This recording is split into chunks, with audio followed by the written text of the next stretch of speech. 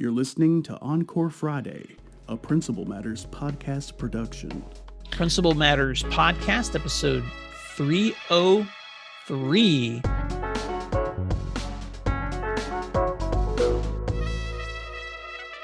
Hi, friends. This is Will Parker, along with my co-host Jen Schwanke, as we bring you inspiring, innovative, and imaginative ideas on this week's episode of Principal Matters, the School Leaders Podcast. This week, we're going to be talking about the teacher's principle, how school leaders can support and motivate their teachers.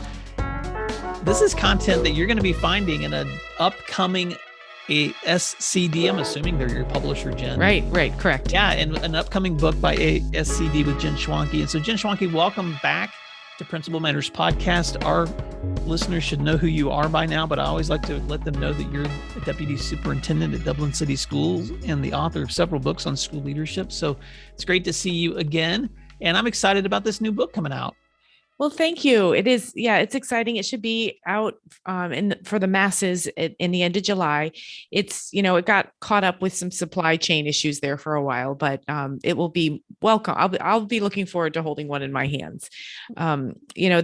This book came. Can I tell you the story about how this idea? Please. I was going to tell you that I know that you off the air, you were like, well, I don't want this to be the Jen Schwanke show, but I was but I kind of want this to be the Jen Schwanke show today, because this is going to be so wonderful to read your new book. So give us the origin story. Why'd you write it? How'd the idea come to you? What went into the development of this new book? I did say that, listeners. I said, come on, Will, help me out here. Don't make this all me. But I wrote this book. I had been presenting at a very large conference, and I thought the presentation went very, very well. And at the end, as you do, I said, does anybody have questions that I have not yet had a chance to answer? And a woman in the room raised her hand and said, respectfully. And I thought, oh no. She said, I attend conferences all the time, and I never hear anybody give me specific tips for how to motivate my teachers. And she said, not just the poor performing ones, or she said, I know how to write an improvement plan. I know how to try to troubleshoot, but I don't know how to motivate all my teachers. And I said to her, well, that's a really complicated question. And she said, oh, I know, but no one's ever answered it for me. So I left the conference and I was walking back to my hotel room thinking about it, and my phone dinged, and my mom sent me a text. And my mom, she lives on the farm where I grew up, and she often sends me just beautiful pictures that she sees, a flower blooming or a storm cloud rolling in. And it happened to be of this huge maple tree that grew when I was a child from a sapling into this amazing, enormous, just a magnificent maple tree. And it was in full autumn glory. And, I went to my hotel room and I grabbed a piece of paper and I started sketching a tree as I was thinking about this woman's question. And then it just hit me, because I thought about the roots that are below that tree and how deep they go, and how those roots are the ones that are holding up such a strong thing here.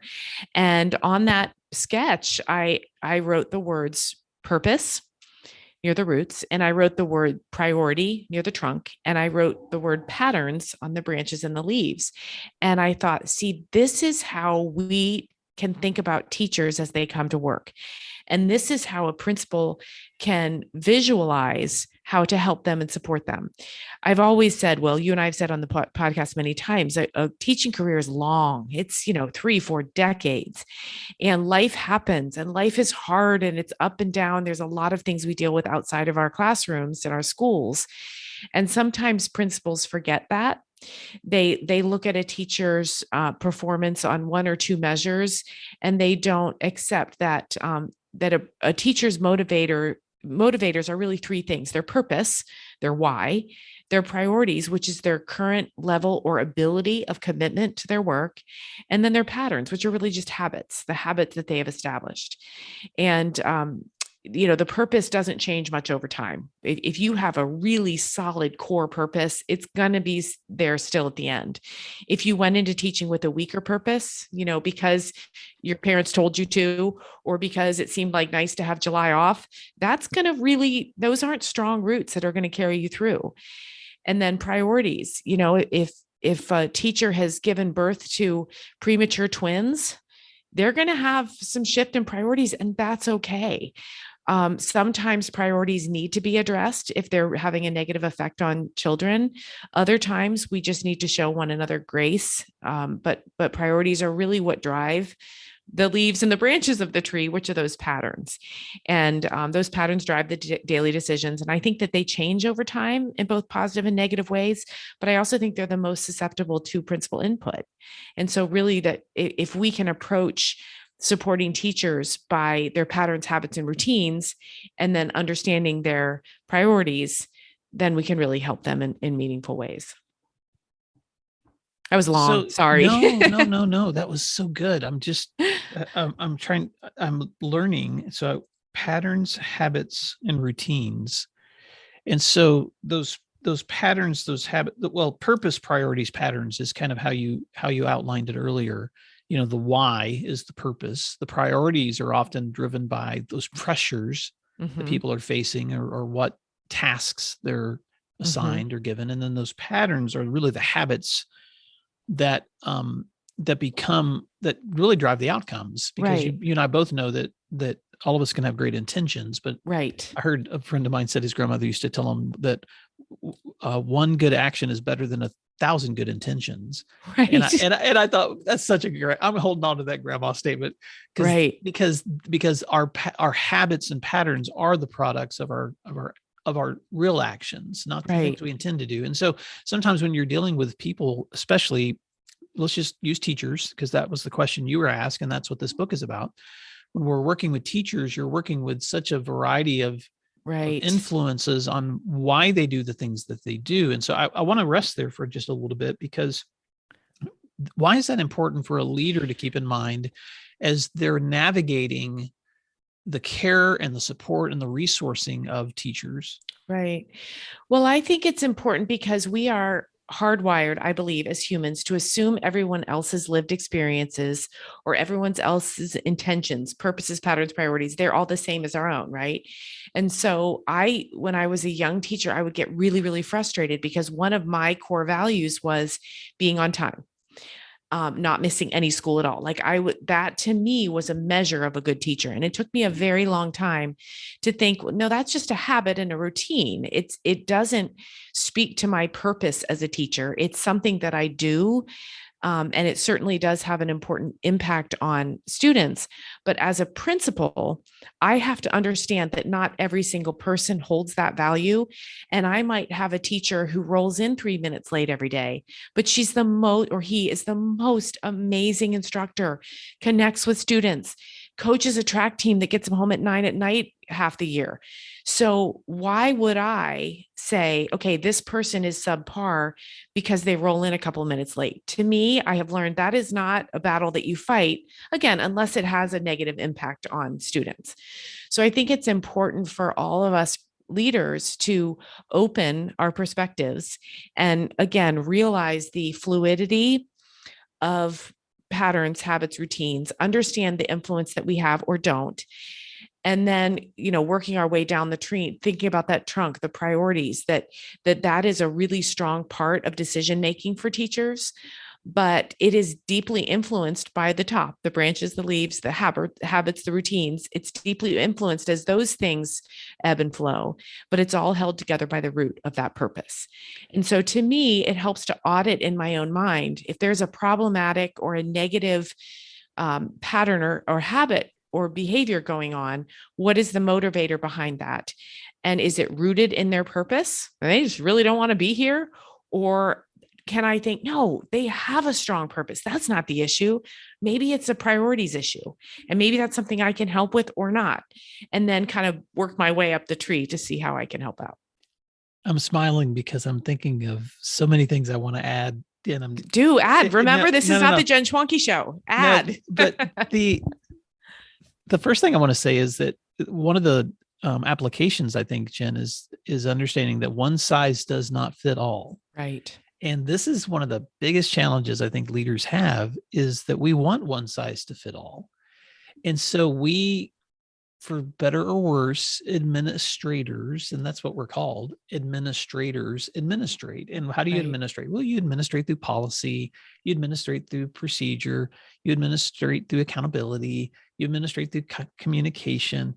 But let me just give an example. If your assumption as a school leader is that everyone must lesson plan the same. Yes. Right. Let's just use that. Everyone must lesson plan the same. Well, you know what you're going to find? This is just the way it is. Some people's product that they develop through whatever you mandate, it's going to look really good. Right. And other people are just going to fake it. They're just going to fake it. I'm laughing. I'm laughing because my sister, she used to teach in Alexandria, Virginia. Now she lives in Guatemala, but she had an evaluator come in and ding her on her evaluation because she hadn't put the date on the whiteboard the way he wanted them to. He said the date is incredibly important. Well, you'd have to know my sister to know how true this sassy response was, but she decided to never put the date because she knew it didn't affect student learning. And she found a whole bunch of other ways to make sure they knew it was March 23rd, but that did not indicate she was a good teacher. And this principal really thought it was. And all it did to mandate that from her was make her furious and find ways around it. Yeah. And then you have a conflicted relationship and it's ridiculous. It's over a date on a whiteboard. So to come full circle, when you think about the purpose and the priorities and the patterns that you see in the people that you're leading, it's really important. And let's just come back to the classroom setting, Jen.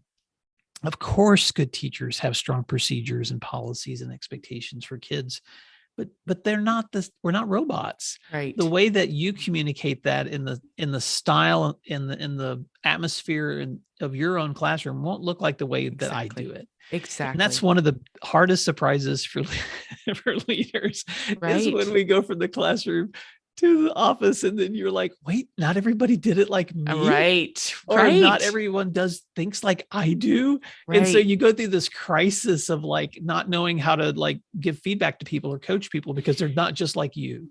Well, and you know what is really important here is students are fine with those changes. Mm-hmm. Just this morning at 5:35 a.m., I was running a carpool of my son and his friends to football. And somehow they got on the topic of the Spanish teachers at the high school. There's 6 or 7 of them. And every boy in the car had a different Spanish teacher. And you should have heard them. It was so inspiring to me. They said, Miss Z, wow, she's really hard on the oral parts of Spanish, but her tests are so easy. And another one said, oh my gosh, I would have done anything for an easy test. I had such hard tests, but we never really had to speak orally. They were all so accepting. They all recognized they learned Spanish. They all knew they took the same version of a final exam, and they were not feeling feisty about it or like somebody it was unfair. They were just very matter of fact. As principals, a lot of times we look for the criticism. We're like, where can we fix? They're too different. They're too different. We have to get them in lockstep. Kids are all right. Just so you don't have a teacher who's incompetent, that's an issue that would need addressed. But this was a team of excellent Spanish teachers and the kids knew it and they knew they were all different and it was fine. Several years ago, I was, as an assistant principal, invited this was through our state department, to sit on a school improvement team. And it was, I dragged my feet because who wants to be on those teams? But there was a neighboring district that had a struggling middle school, and I was invited in with some other leaders to observe and sit with the leaders and look at their plans. And here's what I discovered, Jen.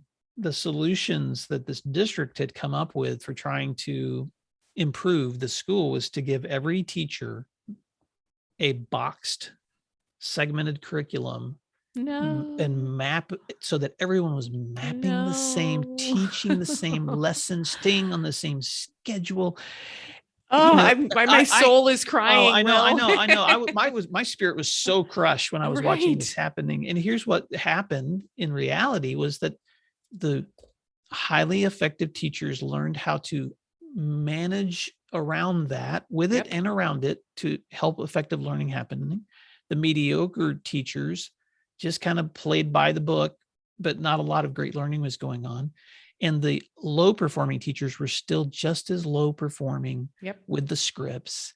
And so to bring it full circle, when you think about the teacher's principle, how school leaders can support and motivate their teachers, it has to start with that understanding that that the same classroom, the same pedagogy matters. The same things that that work in good classrooms work in good school leadership. And we can't treat our teachers like like we would not want to treat our students. Exactly. Who would ever teach I shouldn't say who. We should not be teaching classes assuming all our kids are the same. Exactly. And we shouldn't be leading teachers assuming Right. they're all the same either. Well, I could have named this book The Trusting Principal, because I think Mhm. principals have to have trust in their teachers. And I know there's probably listeners right now that are thinking of the one teacher. They're like, I can't trust that teacher. Yeah, but let's talk about that in a moment. Most teachers badly want their principal to admire, respect, and trust them. And if a principal says, hey, here's your content standards, think about the resources you need, think about the instructional approach, think about team members or colleagues who can help you, what can I do?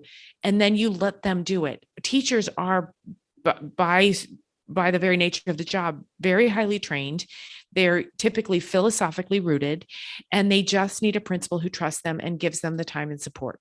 Now, of course, there's going to be that one or two teachers who, just aren't performing. And, I have some strategies that have worked for me in the past, whether it's a reassignment or a plan that in which they are evaluated out of their position.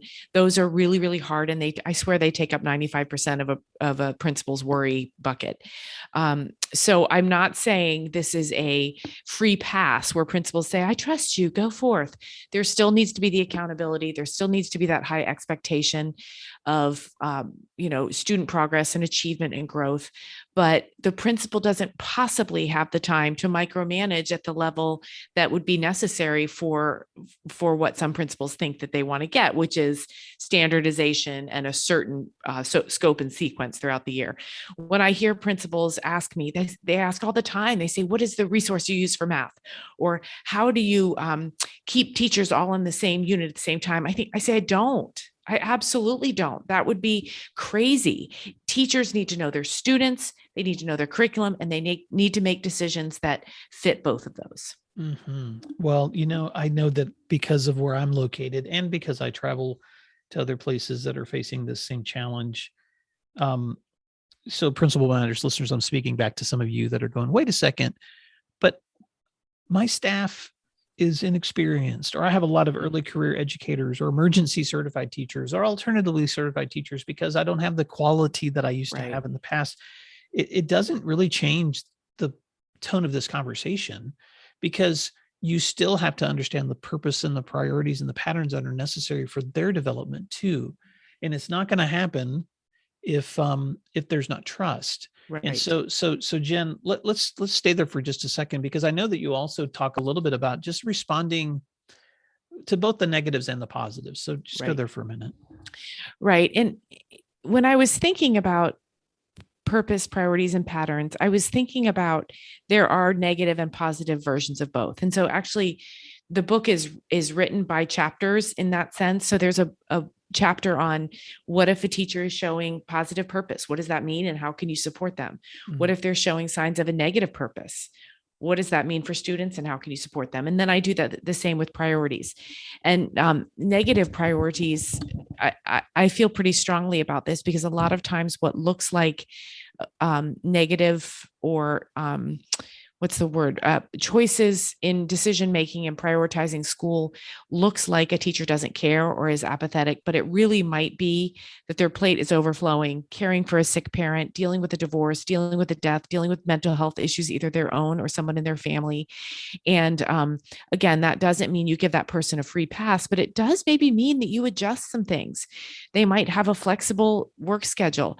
A quick story, I worked with a principal once who said he got a lot of flack because there was a teacher going through a horrible time, and he let her come to work late, and he built her schedule so she left early. I'll tell you what that principal did is he had a loyal teacher for life. She just needed about 6 months of grace to work through a terribly abusive domestic situation, and then she got back on her feet, and she would have walked through a wall for her principal for the rest of her life. Mm-hmm. So sometimes we just have to understand that negative priorities are really just a situation, and we can move beyond them.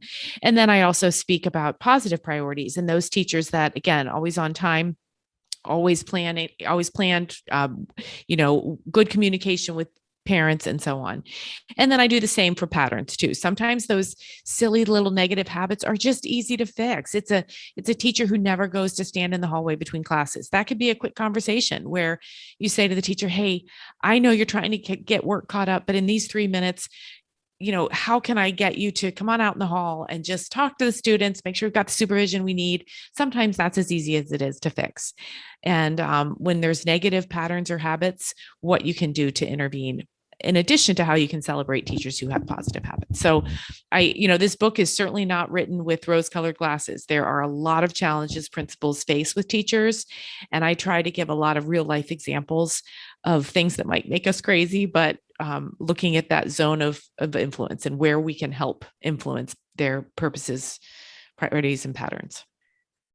There's a quote that I've heard leaders make that, and I'm going to probably get it wrong, but it's something to the effect of, you can only rise to the level of, you can only rise beyond the level, you can only rise to the level of excellence beyond the worst habits you're willing to tolerate, or something like that. And there's a part of me that's like, yes, that's true. And then there's a part of me that wants to go pause for just a moment. Before you move forward on that thought, have you taken time to identify whether you're, and I'm just going to use your words, whether you're looking at a purpose, a priority, or a pattern? Right. Because you probably need to study that person's actions a little bit before you address that quote unquote habit. Exactly. Because you nailed it. You nailed it. Will, see, you get it. Yes. It's just pressing pause. And it's just saying, okay, I'm going to see what this is. The phrase we use in my district, and I love this phrase, it's if you permit it, you promote it. And I think that's true a lot of the time, but there's a lot of times too, where pressing pause and really getting to the why of why a teacher's behaviors or routines or habits or whatever, why they are as they are, might make you think, you know what, I am going to permit this. And as a way to promote the teacher's overall performance and impact on my school. So as with anything, when you really get to know the story and you take time and, check in with a teacher and say, hey, I'm just worried you're struggling a little and you're just one of the best that we have. My job is to make sure that you have what you need. So you want to take a quick walk after school. Let's talk this through. It's, it's that old, tired, but accurate phrase of building relationships when you take the time to press pause and diagnose is too strong of a word and too clinical, but to really diagnose the why behind a teacher's motivators, you'll probably have much more success with a strong school culture of trust. I know I sound like a broken record, but I just want to say this for Principal Matters listeners who some of you might be like resonating with this and you're like, oh, this is so refreshing. And it's a reinforcement of things I believe and have been practicing. For others of you, there might be some fear because you're like, wait a second, this sounds a little too flexible for me. Right. Just tell me what the heck to do. Just tell me what to do. And I want to just remind you that both of those tensions should be in place at the same time. Yes, both can be true. Yes. Right. And what I've discovered about in-school leadership, Jen, for what it's worth, is your ability to be nuanced and wise in those moments where you pause and you consider before you move forward usually happen better within the context of strong processes and policies and expectations that have been communicated on the front end. So the ability to practice, and I'm just trying to say this succinctly, but it's hard. The ability to practice wisdom and flexibility can only happen within the context of stability. Right. And so you can't be a principal that's just a free for all. Like, I only believe in strong culture. We're just going to come here and have fun every day. And we love everybody. Exactly. You're probably going to have a miserable school because teachers don't feel like there's any follow through or processes or accountability happening. But you also can't be the principal who's just so committed to rules and processes and priorities and that you expect one size fits all the time, no questions asked, zero tolerance, because then you're going to create a place where people feel crushed. Exactly. And unmotivated and unloved, and they're not going to want to work there very long. And so there's this healthy tension that happens in strong school cultures. And I'm not saying this because I did it perfectly or you did either, Jen, but you and I know when we visit schools that have just stable, strong cultures, there's that dynamic happening. I'll give you an example, and I can't think of his name off the top of my head, so I can look it up later. But I was at a middle school in Brazosport, ISD in Texas a couple of years ago. And I apologize that this name is not coming to me, but I was in a blue ribbon school and I was invited by a middle school principal there just to walk his building. And he loved his kids and he loved his teachers. But you know what else? He had these student expectations, like of how we treat each other. And he was so committed to these. He had them posted on every wall in the hallway, every cafeteria, so that everywhere you went in his school, you saw those expectations everywhere. So he was doing both at the same time. He was translating consistently, this is how we behave in this school. And he was so encouraging to his kids and his teachers by enforcing them, but in a way that you could tell was not heavy-handed. And so there's just so many great examples in research that support what you're talking about. But any other thoughts, Jen, as we wrap up this conversation? Because I want to continue this, by the way, in some future episodes, because there's so much more to unpack here about priorities, patterns, and purpose. Sure. No, I think that ending with that story from your visit to Texas is spot on. Both can be true. High expectations and, holding people accountable can live in the same leadership space as empathy and compassion and kindness and grace. And, somebody called me on it once. They felt like I was letting something go that I shouldn't in one particular teacher. And my response, I stand by it, is I lead human beings. I don't lead robots. And human beings are complicated. We're full of frailties. And like you said, I didn't do it right. I have so many mistakes, carnage behind me, so many mistakes. So do you, so does every other principal, but we learn from every one of them. And at the end of the day, if my teacher said my principal understands me, that's a win for me. That doesn't mean always saying yes. Doesn't mean always saying no. It just means it's supporting them where they are. It's differentiation, really. It is. It's differentiation with your staff, just like you do with your teachers. Well, Jen, just to bring it full circle, I love that person asked you that question and that prompted you to put together a resource that principals and school leaders can lean into. And so you may be listening to this at the time of that book's release, but either way, you can go online right now and look up The Teacher's Principle, How School Leaders Can Support and Motivate Their Teachers by Jen Schwanke. And I guarantee ASCD is going to be showcasing that title and giving you an opportunity to either pre-order or order that book. But Jen, thank you so much for giving us your time today and helping us think about the ways that we can treat our teachers like we would treat our kids. It's always such a pleasure, Will. Thank you so much. And I hope anybody listening who missed our previous episode about things you can be doing in the summer, go back and listen to that, because I'm still thinking about some of the things we talked about in that last week, Will. It was good stuff. It was good stuff. So principals, grab onto that too. All right. Well, thanks for doing what matters, and we'll talk to you again soon. Thanks, everyone. Thank you for listening to today's episode of Principal Matters, the School Leaders Podcast. If you enjoyed the show, would you take a moment and like, share, subscribe, or leave us a review? In fact, if you share it out with a friend, even more people can become a part of these conversations. Sign up for our newsletter at williamdparker.com for even more free resources. And don't forget to check out our website to learn more about our books, professional development offerings, Grow Academies, masterminds, executive coaching, and keynote presentations. Wow, let's keep learning together. And thank you for doing what matters. Encore Friday.